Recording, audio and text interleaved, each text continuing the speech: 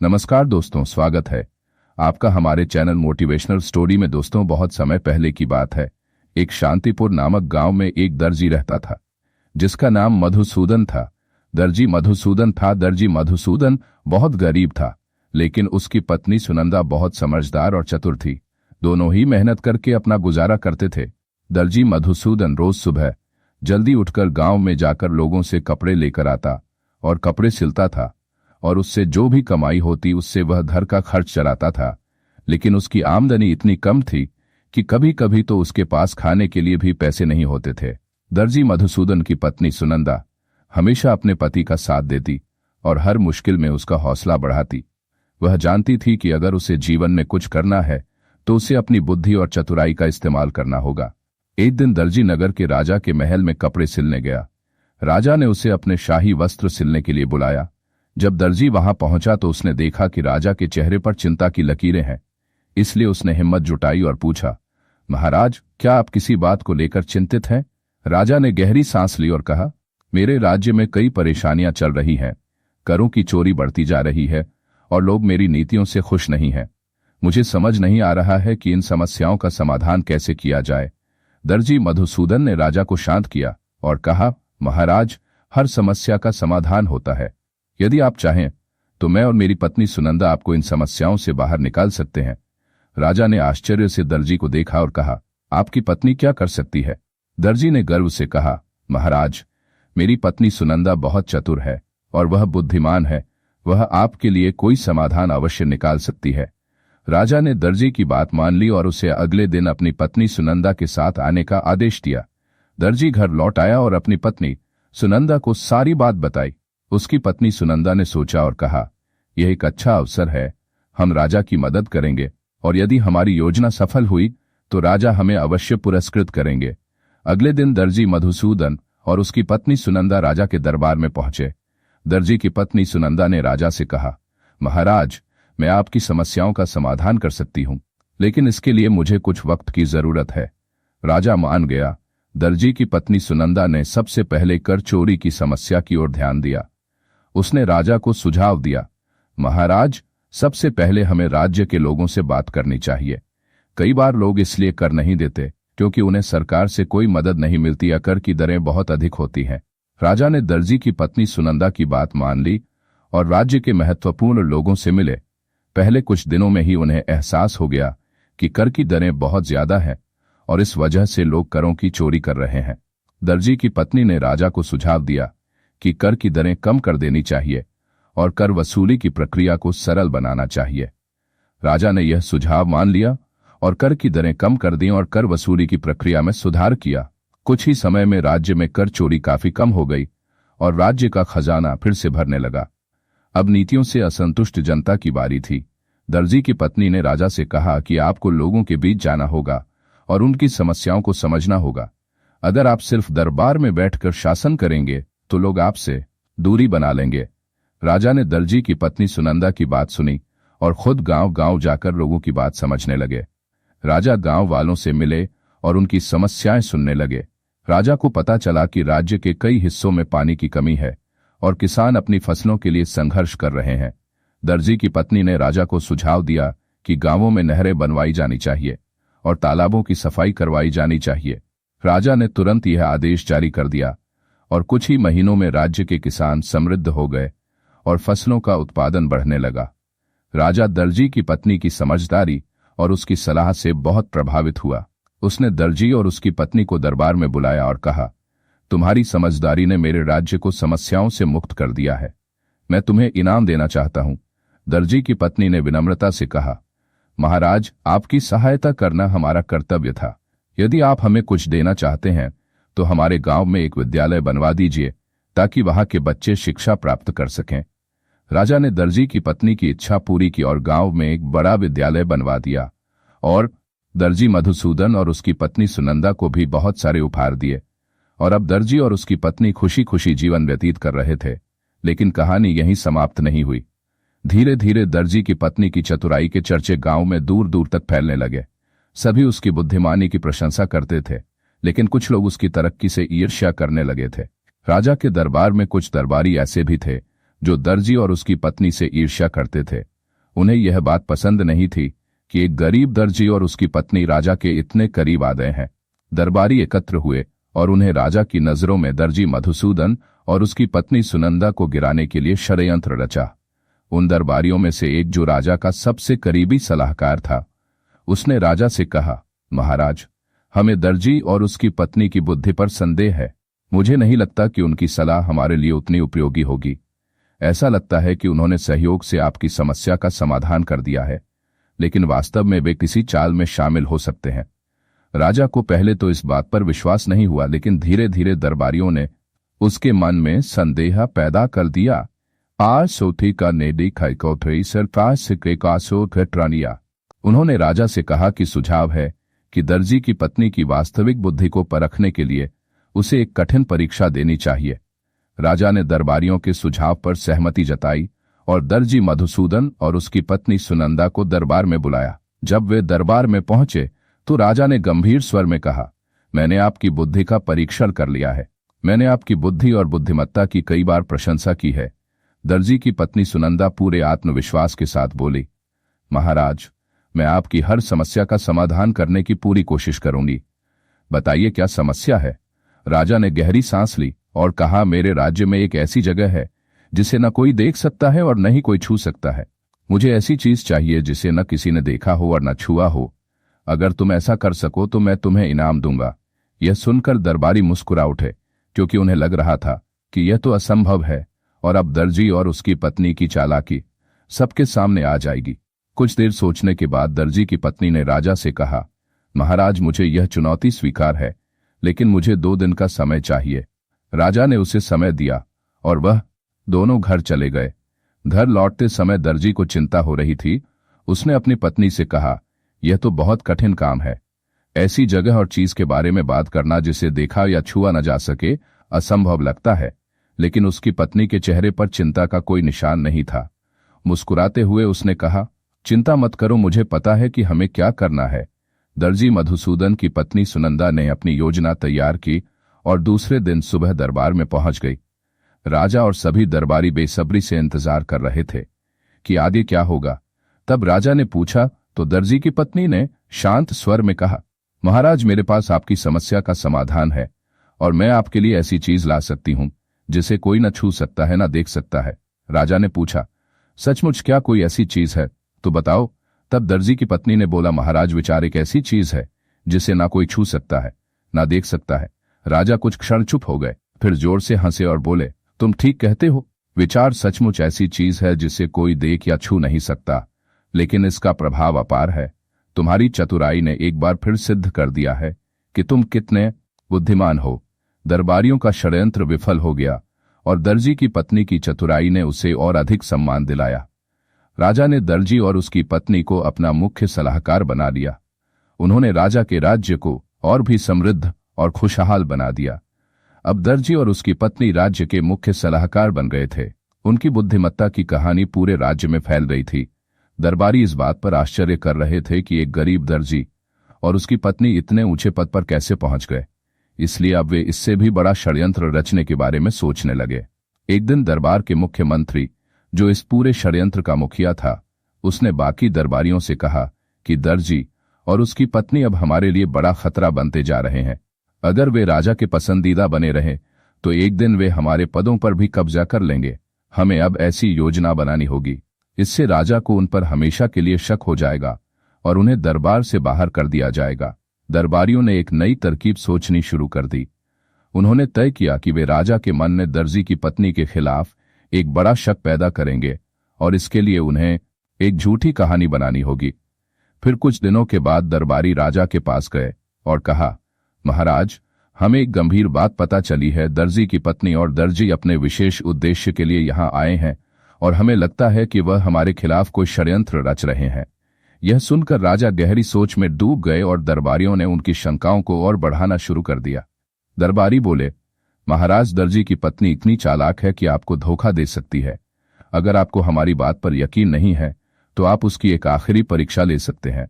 अगर वह उस परीक्षा में फेल हो गई तो इसका मतलब यह होगा कि वह वास्तव में एक धोखेबाज है। राजा को दरबारियों की बातों पर विश्वास होने लगा। उसने दर्जी की पत्नी की एक और कठिन परीक्षा लेने का फैसला किया ताकि सच्चाई सामने आ सके। राजा ने दर्जी मधुसूदन और उसकी पत्नी सुनंदा को फिर से दरबार में बुलाया। इस बार राजा का चेहरा गंभीर था और दरबारी खुशी से मुस्कुरा रहे थे। राजा ने कहा, आपने अब तक मेरी कई समस्याओं का समाधान किया है, लेकिन अब मैं आपकी एक अंतिम परीक्षा लेना चाहता हूं। यदि आप इस परीक्षा में सफल होते हैं तो मैं आपको राज्य में सर्वोच्च सम्मान दूंगा, लेकिन यदि आप सफल नहीं होते हैं तो आपको दरबार छोड़ना होगा। दर्जी की पत्नी ने विनम्रता से कहा, महाराज, मैं आपकी हर परीक्षा के लिए तैयार हूं। आप मुझे बताएं कि मुझे क्या करना है। राजा ने कहा कि 7 दिनों के भीतर आपको मेरे राज्य का सबसे दुर्लभ और सबसे कीमती खजाना ढूंढकर लाना होगा। यह सुनकर दरबारियों ने सोचा कि इस बार दर्जी की पत्नी असफल हो जाएगी, क्योंकि ऐसा खजाना पाना असंभव था। लेकिन दर्जी की पत्नी हमेशा की तरह शांत और संयमित थी। उसने राजा से कहा, महाराज, मुझे कुछ समय चाहिए और मैं आपकी यह परीक्षा अवश्य पूरी करूंगी। दर्जी की पत्नी ने कई दिनों तक इस बारे में सोचा, लेकिन कोई उत्तर स्पष्ट नहीं हो पाया। दर्जी भी चिंतित था, लेकिन उसकी पत्नी सुनंदा ने उसे सांत्वना देते हुए कहा, धैर्य रखो, मेरे पास इसका समाधान होगा। मैं सही उत्तर लेकर समय पर लौटूंगी। 7 दिन बाद दर्जी मधुसूदन की पत्नी सुनंदा दरबार में पहुंची। राजा और सभी दरबारी बेसब्री से इंतजार कर रहे थे कि वह क्या जवाब देगी। दर्जी की पत्नी दरबार में दाखिल हुई। उसने हाथ जोड़कर राजा से कहा, महाराज, आपने जो खजाना मांगा था वह मैं आपके सामने प्रस्तुत करती हूं। वह खजाना समय है। समय से अधिक दुर्लभ, कीमती और महत्वपूर्ण कुछ भी नहीं है। कोई भी समय को छू नहीं सकता, लेकिन यह हमारे जीवन का सबसे बड़ा खजाना है। यह समय ही है जो हमें सुख और दुख दोनों का अनुभव कराता है, और सही समय पर लिए गए निर्णय हमारे जीवन को बदल सकते हैं। राजा उसकी बातें सुनकर दंग रह गए। दरबार में सन्नाटा छा गया और दरबारियों के चेहरों पर निराशा साफ झलक रही थी। राजा ने दर्जी की पत्नी की समझदारी की सराहना की। उन्होंने एक बार फिर उसकी प्रशंसा की और कहा, तुम बिल्कुल सही कह रही हो। समय वह खजाना है जिसे हम देख या छू नहीं सकते, लेकिन यह हमारे जीवन का सबसे महत्वपूर्ण हिस्सा है। दर्जी और उसकी पत्नी को राज्य में सर्वोच्च सम्मान प्राप्त था और राजा ने उन्हें अपना मुख्य सलाहकार बना लिया था। राजा के दरबार से सभी दरबारियों के निष्कासन के बाद दर्जी मधुसूदन और उसकी पत्नी सुनंदा की प्रसिद्धि और धन में वृद्धि हुई। उनकी बुद्धिमत्ता और समझदारी के किस्से पूरे राज्य में हर किसी की जुबान पर थे। अब राजा उन पर पूरा भरोसा करता था और हर समस्या का समाधान उससे पूछता था। लेकिन दरबारियों द्वारा रची गई साजिश तरह तरह ही कई और चुनौतियां आने वाली थीं। दर्जी और उसकी पत्नी के लिए जीवन का एक नया अध्याय शुरू हुआ। अब उन्हें राजा के सबसे भरोसेमंद और महत्वपूर्ण सलाहकार होने की जिम्मेदारी का सामना करना था। उनका सबसे बड़ा काम राज्य में शांति और समृद्धि बनाए रखना था। राजा ने उन्हें राज्य के प्रबंधन का कुछ हिस्सा भी सौंपा था, ताकि वे अपनी बुद्धिमत्ता से राज्य को और भी बेहतर बना सकें। लेकिन राज्य के बाहर से एक और खतरा था। राज्य पर पड़ोसी राज्य के राजा का खतरा मंडरा रहा था, जिसकी नजर हमेशा से इस राज्य की धन संपत्ति और समृद्धि पर थी, और वह हमले की योजना बना रहा था। उसने सोचा कि अगर वह इस राज्य को जीत लेगा तो उसकी ताकत और भी बढ़ जाएगी। एक दिन पड़ोसी राज्य का राजा राज्य के राज्य से एक संदेश आया। उस राज्य के राजा ने युद्ध की धमकी दी। उसने कहा कि यदि तुम्हारा राज्य मेरी शर्तों को नहीं मानता तो मैं तुम्हारे राज्य पर आक्रमण कर दूंगा और उसे नष्ट कर दूंगा। यह संदेश सुनकर राजा ने तुरंत यह संदेश अपने दरबारियों और दर्जी की पत्नी के पास भेजा। राजा बहुत चिंतित हुए और बोले कि हमारे राज्य की शांति खतरे में है। पड़ोसी राज्य के राजा ने युद्ध की धमकी दी है। मैं नहीं चाहता कि युद्ध के कारण हमारे लोगों को कष्ट उठाना पड़े। हमें इस समस्या का समाधान खोजना होगा। दर्जी की पत्नी ने कुछ देर सोचा और फिर बोली, महाराज, युद्ध कभी भी सही समाधान नहीं होता। हमें पहले इस मुद्दे को शांतिपूर्ण तरीके से हल करने का प्रयास करना चाहिए। यदि हम बिना युद्ध के पड़ोसी राजा को समझा सकें तो हमारे राज्य के लोग सुरक्षित रहेंगे। मुझे एक मौका दीजिए, मैं इस समस्या का समाधान कर दूंगी। दर्जी की पत्नी ने एक योजना बनाई और कहा, महाराज, हमें उनके राजा को एक विशेष संदेश भेजना है, लेकिन यह संदेश शब्दों का नहीं बल्कि हमारी शांति और समझदारी का प्रतीक होगा। उसने राजा से कहा कि राज्य की सबसे सुंदर और कीमती चीजों का एक उपहार तैयार किया जाए। यह उपहार ऐसा होना चाहिए जो पड़ोसी राजा को हमारी सच्चाई, मित्रता और शांति के प्रतीक के रूप में प्राप्त हो। राजा ने दर्जी की पत्नी की बात मानकर श्रेष्ठ कलाकारों और शिल्पकारों को बुलाया।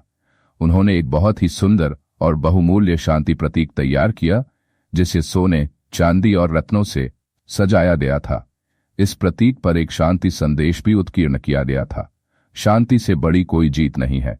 दर्जी की पत्नी स्वयं इस शांति प्रतीक को लेकर पड़ोसी राज्य के दरबार में गई।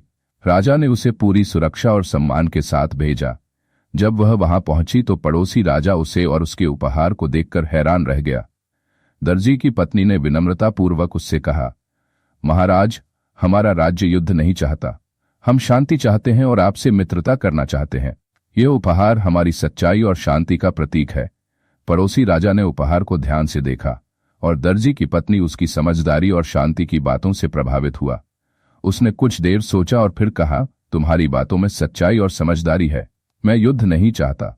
अगर हम शांति के रास्ते पर चल सकते हैं तो मैं इसे चुनूंगा। दर्जी की पत्नी की योजना सफल रही। पड़ोसी राजा ने युद्ध की धमकी वापस ले ली और शांति की ओर कदम बढ़ाए। दोनों राज्यों के बीच मैत्री का समझौता हुआ, जिससे दोनों राज्यों की जनता खुश और सुरक्षित हो गई। ये खबर सुनकर राजा बहुत खुश हुआ। उसने दर्जी और उसकी पत्नी को उपहार भेजा। दर्जी की पत्नी सुनंदा की चतुराई और सफलता ने उसे दरबार में ऊंचा स्थान दिलाया था, लेकिन धीरे धीरे उसकी यह प्रतिष्ठा उसे अहंकार की ओर ले जाने लगी। अब वह हर जगह अपनी बुद्धिमत्ता का बखान करने लगी। अपनी प्रशंसा सुनकर वह खुद को सबसे बेहतर समझने लगी। दरबार हो या घर, किसी को भी वह अनदेखा करने लगी थी। उसकी चतुराई हर समस्या को सुलझाने में उसकी मदद करती थी। एक दिन राजा ने दर्जी की पत्नी सुनंदा को बुलाया और कहा कि तुम्हारी बुद्धि और विवेक ने मुझे कई मुश्किलों से बचाया है, लेकिन अब राज्य में कुछ ऐसे फैसले लेने होंगे जिनमें सिर्फ बुद्धि ही नहीं बल्कि सहयोग और सलाह की भी जरूरत होगी। मैं चाहता हूं कि तुम इन मुद्दों पर अपने पति और दरबार के अन्य सदस्यों से मिलकर चर्चा करो। यह सुनकर दर्जी की पत्नी ने राजा के सामने सिर झुका दिया, लेकिन अंदर ही अंदर उसे यह पसंद नहीं आया। वह सोचने लगी कि मैं इतनी होशियार और बुद्धिमान हूं तो मुझे अपने पति या अन्य लोगों के साथ काम क्यों करना चाहिए। मैं राज्य के सभी मुद्दों को अकेले ही सुलझा सकती हूं। उसके अहंकार ने उसे यह सोचने पर मजबूर कर दिया कि वह अकेले ही राज्य की सभी समस्याओं को सुलझा सकती है।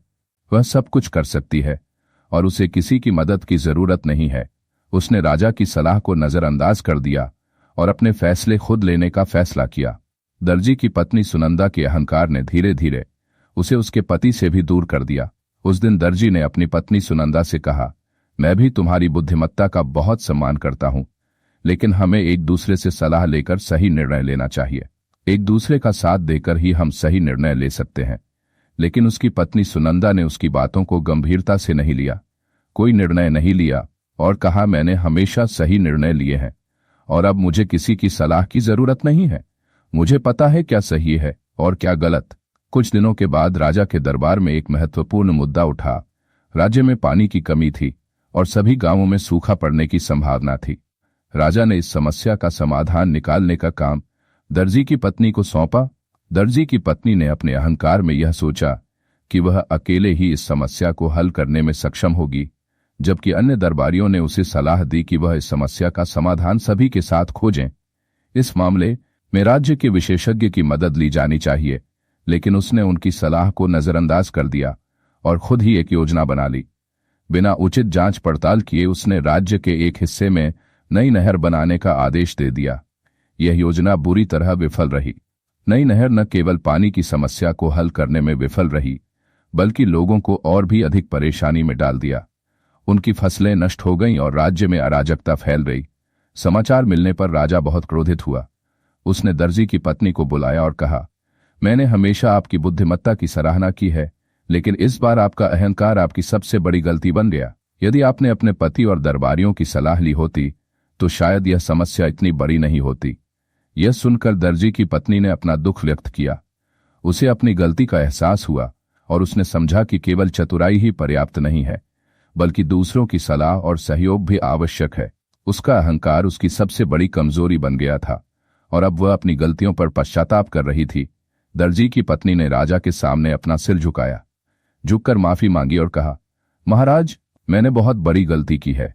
मैंने अपनी चतुराई पर इतना भरोसा किया कि मैंने दूसरों की सलाह को नजरअंदाज कर दिया। मैंने समझ लिया है कि आपसे और दरबारी और अपने पति से परामर्श और सहयोग के बिना कभी निर्णय सही नहीं हो सकता। मैं सभी से क्षमा मांगती हूँ। राजा ने उसकी क्षमायाचना स्वीकार कर ली, लेकिन उसे चेतावनी दी कि भविष्य में कोई भी निर्णय लेने से पहले पूरी तरह से जांच पड़ताल कर लेना आवश्यक है। उसने अपने पति से क्षमा भी मांगी और वादा किया कि अब वह हर फैसले में उसकी सलाह लेगी। दर्जी की पत्नी ने अपनी गलतियों से सबक सीखा और अब वह पहले से ज्यादा समझदार और विनम्र हो गई। उसने अपना अहंकार छोड़ दिया और सहयोग और सलाह के महत्व को समझा। इसके बाद जब भी राज्य में कोई समस्या आती, वह अपने पति और दरबारियों के साथ मिलकर उसका समाधान ढूंढ लेती। उसने साबित कर दिया कि जीवन में बुद्धिमत्ता के साथ साथ विनम्रता और सहयोग भी बहुत महत्वपूर्ण है। अहंकार ही व्यक्ति को पतन की ओर ले जाता है, लेकिन जब व्यक्ति अपनी गलतियों से सीख लेता है तो वह फिर से अपने रास्ते पर लौट सकता है। दोस्तों, इस कहानी से हमें यह सीख मिलती है कि हम कितने भी होशियार या बुद्धिमान क्यों न हों, अहंकार हमेशा हमारा नुकसान ही करता है। सही निर्णय लेने के लिए हमें दूसरों की मदद की जरूरत होती है। दोस्तों, आज की कहानी यहीं खत्म होती है। कहानी कैसी लगी कमेंट बॉक्स में जाकर जरूर बताएं। वीडियो अगर अच्छी लगी तो लाइक और शेयर जरूर करें। चैनल पर पहली बार आए हैं तो सब्सक्राइब करना ना भूले। मिलते हैं एक नई कहानी के साथ, तब तक के लिए नमस्कार।